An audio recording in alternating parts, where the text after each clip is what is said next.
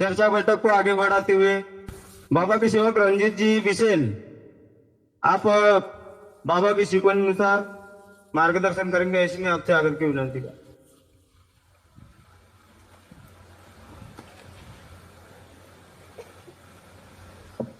बरं, दैवी शक्ती जागृत आहे. आपण सर्व मिळून भगवंताला आणि बाबाला एकटीने प्रणाम करूया. भगवान बाबा हनुमान जी को प्रणाम. महान त्यागी बाबा रामदेव जी को प्रणाम. परमात्मा भगवत प्राप्तिकरिता निष्काम कर्म साधनाकरिता परम पूज्य परमात्मा एक सेवक मंडळ वर्धमान नगर नागपूरच्या वतीने भगवान बाबा हनुमानजीच्या कृपेने तसेच महात्यागी बाबा जमदोजी यांच्या आदेशाप्रमाणे आजचे मासिक नववे हवनकार्य बाबांचे सेवक गणेश भाऊ मस्के यांच्या निवासस्थानी मकाम रामनगर यांच्या निवासस्थानी एका भगवंताचे मासिक नवे हवन कार्य पार पडले आणि त्यानिमित्त एका भगवंताची स्पेशल चर्चा बैठक सुरुवात आहे. या चर्चा बैठकीमध्ये बुद्धीचे विधाता सृष्टीचे निर्माता आम्हा सर्व सेवक सेविकांच्या पाठीराखा स्वयं भगवान बाबा हनुमानजी उपस्थित आहेत. भगवंताला माझे प्रणाम.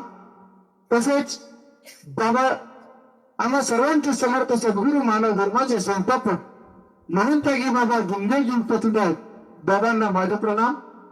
तसेच आम्हा सर्वांची मातोश्री वाराणसी आई उपस्थित आहेत. आईला माझे प्रणाम. त्याप्रमाणे आजच्या बैठकीचे अध्यक्ष महोदय आदरणीय बाबांचे सेवक सन्मान्य विश्वनाथजी मरसकर अध्यक्ष म्हणून या ठिकाणी उपस्थित आहेत. यांना माझे नमस्कार जी. त्याचप्रमाणे ज्यांच्या हस्ते आजच्या कार्यक्रमाचं सूत्रसंचालन होत आहे असं आदरणीय बाबांचे सेवक ओमप्रकाशजी रांगडणे यांना माझे नमस्कार जी. त्याचप्रमाणे आजची बैठक ज्यांच्या प्रमुख अतिथीमध्ये सुरुवात आहे असे या परिवाराचे मार्गदर्शक आणि परमपूज्य परमात्मा एक सेवक मंडळाचे माजी सचिव आदरणीय सूरजलालजी अंबुले साहेब यांना माझा नमस्कार जी. त्याचप्रमाणे मंडळाचे मार्गदर्शक यादवरावजी काळे साहेब, रामचंद्रजी चौधरी साहेब, त्याचप्रमाणे गुजरात शाखेचे संचालक महोदय प्रीतमलालजी अंबुले साहेब, त्याचप्रमाणे माझ्या सुट्टीला आलेले माझे मोठे बंधू रवींद्र भाऊ कळव, त्याचप्रमाणे रवीजी गायदाने गुरुजी, त्याचप्रमाणे आदरणीय मंच उपस्थित सर्व जबाबदार बाबांचे सेवक सेविका बालसेविका सर्वांना माझा नमस्कार. नमस्कार जी. अली नमस्कार जी. गरमी जास्त आहे, झोप लागून राहिली असं वाटत आहे नाही का? लागते का ती गळतं काय नाही का? आपलं लक्ष असलं पाहिजे. नमस्कार जी म्हटल्यानंतर जर आवाज नाही आला तर वाटतं की नाही समोरवाले आपल्याला काही ऐकून नाही राहिले, बसले फक्त. आणि ही अवस्था आपली असायला नाहीच पाहिजे. कारण की परमेश्वर जागृत आहे आणि परमेश्वर कोणाच्या मुखातून काय काढेल आणि तो शब्द आपल्या जीवनात कधी कामी पडेल हे तर परमेश्वरालाच ठाऊक. आपल्या जीवनात नक्की कामी पडतो. पण आजची चर्चा बैठक बाबांनी दिलेले 4 तत्व 3 शब्द 5 नियम आणि सेवकांच्या जीवनात घडून आलेले अनुभव या विषयावर सुरुवात झालेली आहे. संचालक महोदयांनी सुचविल्याप्रमाणे परमेश्वर जे विचार माझ्या बुद्धीमध्ये निर्माण करतील ते मी या ठिकाणी सांगण्याचा प्रयत्न करेन. या मार्गामध्ये प्रत्येक सेवक दुःखी कष्टी आलेला आहे. कोणी रोगाने दुःखी होता, कोणी व्यसनाने दुःखी होता, कितीतरी प्रकारे सेवक दुःखी होता आणि शेवटी या दुःखाच्या पायी कुठेही या पृथ्वी तळावर समाधान मिळाला नाही. तेव्हा महान त्यागी बाबा जमदोजी यांनी निर्माण केलेल्या दैवी शक्तीचे परमात्मा एक मार्गाची आम्हाला आठवण होतो आणि त्या परमेश्वराच्या स्मरण करता क्षणी एका क्षणामध्ये एका वचनावरती परमेश्वर आपले दुःख दूर करतो. प्रत्येक सेवक दुःखापायी मार्गात आला. मी पण दुःखापायीच मार्गात आलो. दुःख छोटा असो किंवा मोठा असेल, परंतु परमेश्वरा शब्दावरती क्षणामध्ये दुःख दूर करतो. मी मार्गात आलो फक्त 2 लाईनीमध्ये सोडणार, जास्त लंबा आपला अनुभव घेणार नाही. मी ज्या वेळेला मार्गात आलो तर मी मार्गात कसा येतो जब हुआ मैं परमात्मा एक मार्ग के सेवक का जवाई, हम बोले साहब मैं जब हुआ परमात्मा एक मार्ग के सेवक का जवाई, और शादी होने के बाद नहीं लगती थी मेरे बीवी को कोई भी दवाई। डॉक्टर मिले मुझे नागबिल में नारेंगे जी, बोलते हैं मैं तो रंजित उस भगवान के नाम की तू 3 गोली, और जब मैंने खिलाया 3 गोली तब से बोलता हूं उस दिन से सत्य मर्यादा प्रेम की बोली, सत्य मर्यादा प्रेम की बोली, सत्य मर्यादा प्रेम की बोली। असा परमेश्वर आपल्याला बाबांनी मिळवून दिलेला आहे। माझ्या पत्नीची तब्येत खराब होती, आराम लागत नव्हता।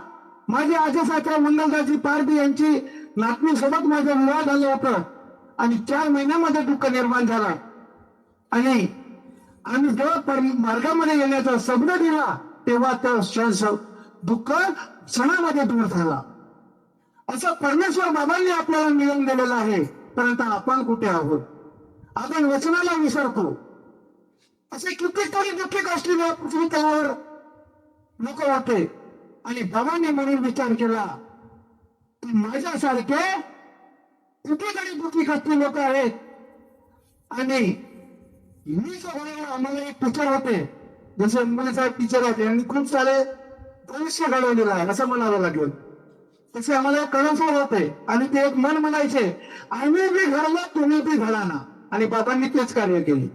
स्वतः घडवला आणि आम्हाला सांगितलं मी घडवून बघितलेलं आहे, दुःख दूर होतं, तुम्ही सुद्धा घडवून बघा, तुमचे सुद्धा दुःख दूर होतील असं बाबांनी आपल्याला सांगितलं। म्हणून दुःखी होत्या पृथ्वी तलावर नाही, तुझं होते 33 कोटी त्यांनी आणि देव प्रत्येकाने पूजलेला आहे।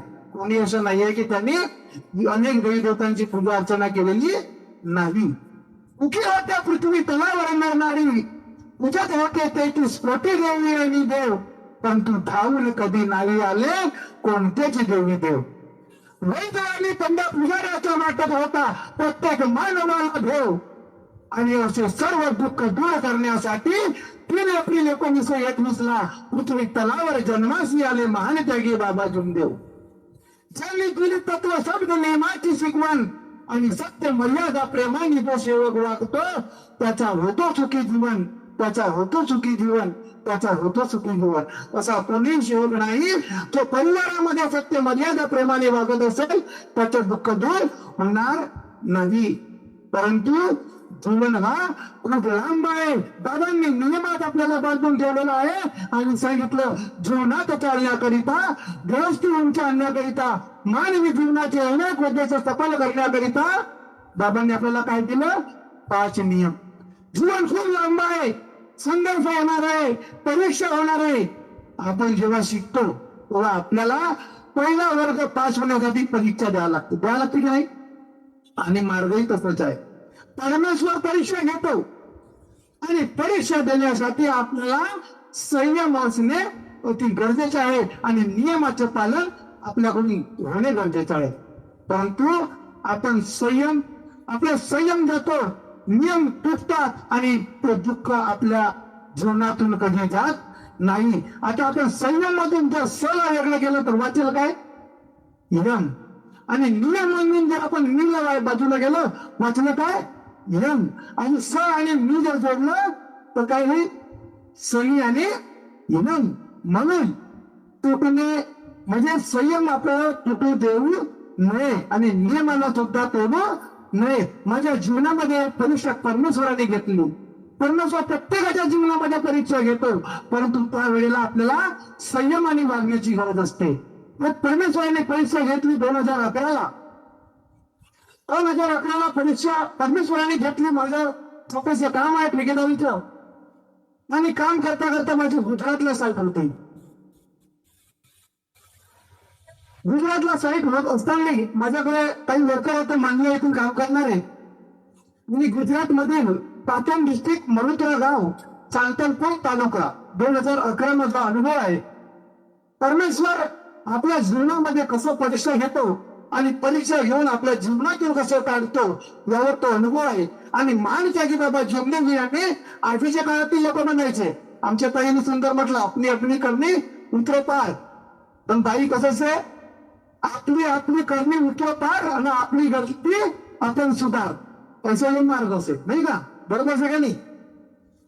परमेश्वरांनी माझी परीक्षा घेतली आणि माझ्या साईडवर काम करते वेळी जनरेटर होता. जनरेटर मधून लोह काटायची मशीन होती. एनसीसी कंपनी, नागार्जुन कंपनीचं काम होतं. आणि भैयालाल नावाचा एक लेबर होता. तो लेबर जेव्हा लोह कटिंग करायला मशीनवरती लोह घेऊन होता, तेव्हा मशीन अचानक डायरेक्ट झाली आणि त्याच्या हाताला करंट लागला.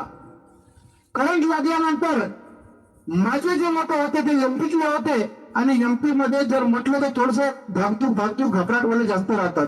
पण बंगाली बिहारी जर म्हटलं तर यांच्यासाठी हिंमत नाही. बंगाली बिहारी मध्ये हिमतीला जास्त राहतात.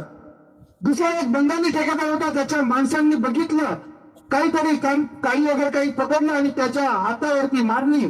जसं मारलं तसे ती राड खाली पडली. पण तो तेव्हापर्यंत भैयाला मरण पावलेला होता. 200-300 मीटर अंतरावर मी त्या ठिकाणी उभे होतो. लोह बांधायचं काम सुरू होतं या पुलावरती. आणि त्या ठिकाणी पुलाचं काम लोह बांधते वेळी काय होतं, एक लेबर दुसरा धावत आला आणि तो ओरडत होता, भैयालाल मर गया, भैयालाल मर गया, भैयालाल मर गया. मला एकदम शॉकिंग झालं. मी झटका लागल्यासारखं झालं. मी धावत पडत तिथून निघालो आणि त्या भैयालाल पाशी जेव्हा आलो तेव्हा बघतो तर मला वाटलं आज राहते आपल्याला की काही गेला की नाही गेला. ते तर म्हणायचे मेला म्हणून, परंतु मी तीर्थ बनलो नाही. तीर्थ मला घेऊन दिलं नाही.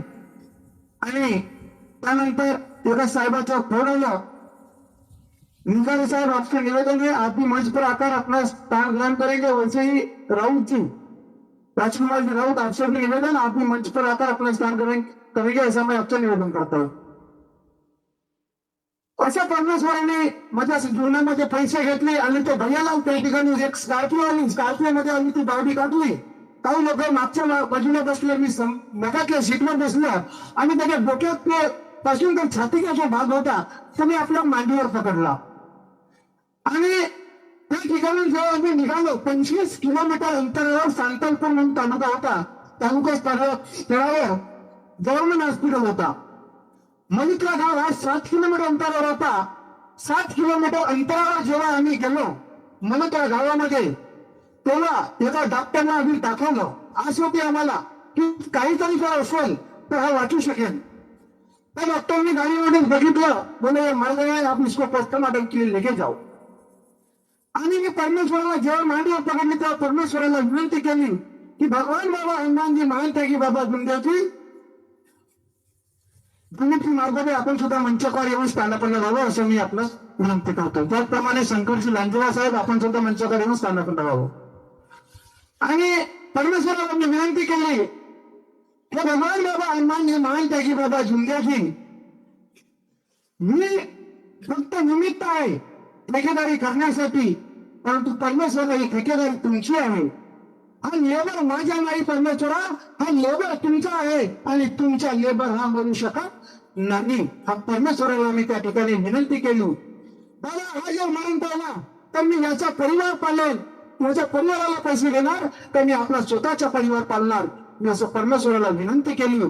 आणि त्या क्षणामध्ये जेव्हा त्याला मांडीवर घेतलं त्या क्षणापासून आपण जेव्हा फूक मारतो तेव्हा 3 वेळा, 7 वेळा, 21 वेळा, 11 वेळा असं फूक मारत असतो. परंतु मी त्या ठिकाणी फक्त एकच मनामध्ये ध्यान पकडलं, भगवान बाबा हनुमानजी तू, भगवान बाबा हनुमानजी तू. असं फूक मारतो मारतो मी 25 किलोमीटर पर्यंत. जेव्हा त्यांनी 7 किलोमीटरवर त्या डॉक्टरला दाखवलं तेव्हा मी त्या डॉक्टरकडे सुद्धा लक्ष दिलं नाही, फक्त मी आपलं फूक मारणं चालू ठेवलं होतं. 25 किलोमीटर जेव्हा आम्ही पोहोचलो तर सांतलपूर तालुक्यामध्ये त्या गव्हर्नमेंट हॉस्पिटलला जसं त्या गेटच्या अंदर आमची गाडी गेली आणि मागच्या लोकांचे होते ते उतरले. आणि उतरल्यानंतर मधातल्या बोरवर ज्या ठिकाणी बावडी आमच्या पायावर होती, मांडीवर होती, ते तो बोर जसं उघडलं त्याचा तो भरलेला लावाचा व्यक्ती, मेलेला व्यक्ती तडकान उठून बसला. असा परमेश्वर बाबांनी आपल्याला दिलेला आहे. आधीचे लोक म्हणायचे पीर कमान से बात जुबान से प्राण शरीर से निकल जाए तो वापस नहीं आता, परंतु मान त्यागी बाबा जिंदगी यांनी आपल्याला या तिन्ही गोष्टी, या कलियुगामध्ये सतयुगाचं निर्माण करून दिलेलं आहे. तेव्हा मग आम्ही त्याला डॉक्टर करणार, डॉक्टरने बीपी चेक केली, पल्स चेक केलं. डॉक्टर आम्हाला काय म्हणतो, मेरे साथ में मजाक कर रहे हो क्या बोले. मैंने कई सारे कराने के केस देखा, बोले कहा लगा था बताओ, बोले आम्ही हात दाखवलं, हात जसेच तसे होते. कसा परमेश्वर आहे. बीपी जर जेव्हा चेक केली, बीपी सुद्धा नॉर्मल, पल्स सुद्धा नॉर्मल. असा महान त्यागी बाबा गुंडेजीने परमेश्वर आपल्याला दिलेला आहे. फक्त आपल्याला तत्व सत्व नियमाचं पालन करण्याची गरज आहे. सकाळची विनंती, सायंकाळची प्रार्थना, आठवडी, पंधरवडी, मासिक चर्चा बैठक, वेळेनुसार भगवत कार्य याकडे जर आपण लक्ष दिलं तर आपल्या जीवनामध्ये कुठेही दुःख येणार नाही. म्हणून खुशियां सभी के जीवन में आएगी. आता चर्चा बैठक में जावं तो सही, कारण की चर्चा बैठक मध्ये जात नाही असं आपल्याला इथं थोडं समजलं. म्हणून म्हणतो खुशियां सभी के जीवन में रहेगी. आप चर्चा बैठक में जाओ तो सही. तो वह सेवक रहेगा जो घर से निकलेगा नहीं, जो घर से निकलेगा नहीं, तो घर से निकलेगा नहीं. एवढंच बोलतो, आपल्या शब्दाला विराम देतो. सर्वांना माझा नमस्कार. नमस्कार भाई.